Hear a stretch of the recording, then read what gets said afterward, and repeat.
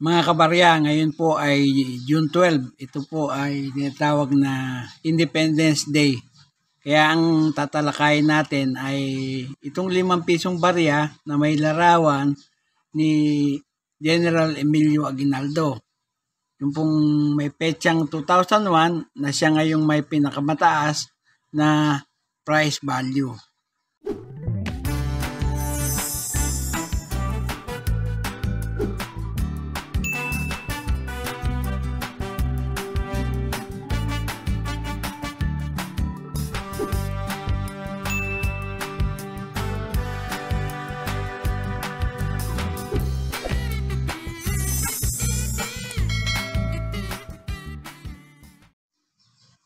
Magandang araw sa inyong lahat, lalo na sa aking mga kabarya at kapwa kolektor.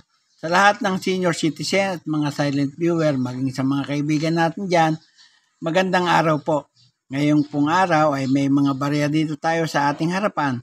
Ang 5 pisong barya ni General Emilio Aguinaldo na may petsang 2001. Pag-usapan po natin. Sa harapang bahagi po ng baryang ito, makikita natin yung portrait ni Emilio Aguinaldo. Yan. Yan po si General Emilio Aguinaldo. Yan, na nakaharap sa kanan. Tapos po, yan po ay nakapaloob sa scallop border o yung parang bulaklak na guhit na yan. Sa itaas na bahagi, nakasulat ang Republika ng Pilipinas. At sa kanyang bandang muka, nakalagay ang denomination 5 peso. Tapos yung kanyang pangalan, ayun, Emilio Aguinaldo. Yan po ang sa harapang bahagi ng baryang iyan. Sa likod naman, ayan, makikita natin sa bandang gitna ang lumang logo ng Central Bank of the Philippines. Yun, nakapaikot naman sa isang cogwheel, nakagitna, yung may araw, may bundok at may sagisag ng watawat ng Pilipinas. Yan po. Nakapaikot din po sa tinatawag nating scallop border. Yan po. At nakasulat ang Bangko Sentral ng Pilipinas. Yung petsa ng pagkaka-establish, 1993. Kung titignan naman natin ang kanyang edge, yan, plain. Yan. Ginawa po ang mga barya na yan sa dalawang pagawaan ng barya. Una po sa Canadian Mint sa Winnipeg, Canada. Nagpapagawa po tayo ng coins doon, magbuhat 1976 hanggang sa kasalukuyan. Tapos sa BSP Security Plant Complex sa Quezon City, Philippines. Gumagawa din po tayo ng coins doon. Paano po natin malalaman na ang coins ay gawa sa BSP o kaya sa RCM, kung tawagin ay Royal Canadian Mint? Yung pong mga barya na mayroon mint mark, yan po, sa may gawing balikat, yan po ay gawa sa Security Plant Complex sa Quezon City, sa BSP. Yan po. Yung pong walang mint mark niyan, ay wala po tayo, pero yung pong walang mint mark ay gawa sa Royal Canadian Mint sa Winnipeg, Canada. Alam naman natin lahat na yan ay barya ng Pilipinas. Ang nag-i-issue po niyan ay ang Central Bank of the Philippines o Bangko Sentral ng Pilipinas. Ang panahon po natin ay Republic.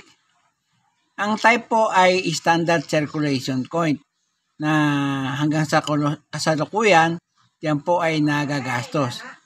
Nagumpisa po ang pag-iiral niyan, magbuhat 1995 hanggang 2017. Ang value ay 5 pesos. Kasi po yung currency natin ay peso. Yun. Ang komposisyon po niyan ay nickel brass. Tumitimbang po ng 7.7 grams at may diameter na 27 mm. Ang kapal po 1.87 mm. Yan. Ang hubog niya, bilog. Yan, makikita nyo. Ang technique ay milled at medal alignment ang orientation. May number po yan na N number 1680 at reference number na KM number 272, SKU number 120 para po sa kanyang pagkakakilanlan. Tinatalakay po natin ang paksang ito ngayong araw ay June 12 kasi po ngayon ng Independence Day. Ito po ay bilang pag-alala sa ating independensya na diniklara ni General Emilio Aguinaldo noong June 12, 1898 sa kanyang balkonahe sa Kawit, Cavite. Yan po ay tanda ng pagwawakas ng pananakop ng Spanish sa kolonya. 333 taon silang sinakop ang ating bansa at binigyan wakas ni General Emilio Aguinaldo ngayong araw na ito noong 1898. Yan po ang istorya niyan. Dito po sa numista ay may mga presyo na po. Subalit ang tatalakayin ko po o sasabihin kong presyo ay tungkol lamang po sa matataas na value ng 5 pisong bariyang yan. Ang una po ay ang 1995 na may value 160 pesos uncirculated po. Tapos po, yan pong 2001 na yan ay ang nangunguna na may price value na 180 pesos. Yan po. Yan nga po ay medyo mataas ng halaga, lalo pa sa darating na panahon. Yung pong good niyan ay 5 peso 80 centavos. Very good, 9 peso 60 centavos. Yung fine at very fine ay 20 pesos. Yung extra fine ay 32 pesos. At yung almost uncirculated ay 47 pesos. Yun nga pong sinasabi ko kanina na uncirculated niyan ay 180 pesos na.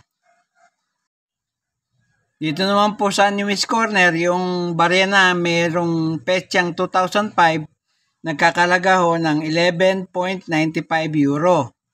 Sa eBay naman, yung 2005 ay may presyo na $9.99, almost $10 na po yan.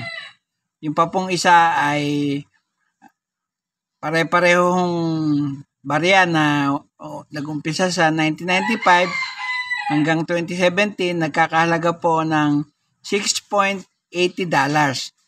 Yan po ang mga halaga niyan. Yan po lamang at wala nang iba.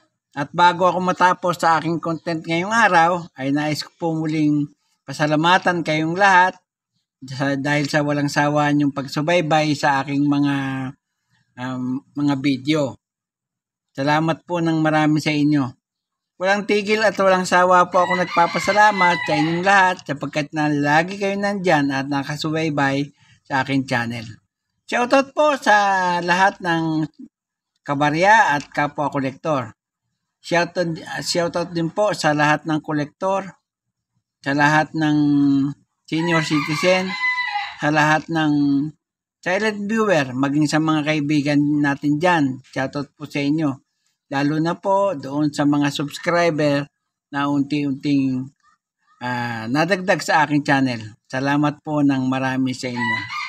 At sa huli ay masabi kong mabuhay tayong lahat.